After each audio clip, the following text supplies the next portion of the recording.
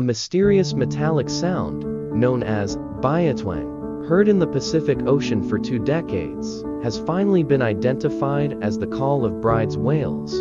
A research team confirmed this connection during their survey around the Mariana Islands, where they spotted several of these whales and simultaneously recorded the sound, providing conclusive evidence. In collaboration with Google, an AI app was developed to identify various whale vocalizations, including those of Bryde's whales.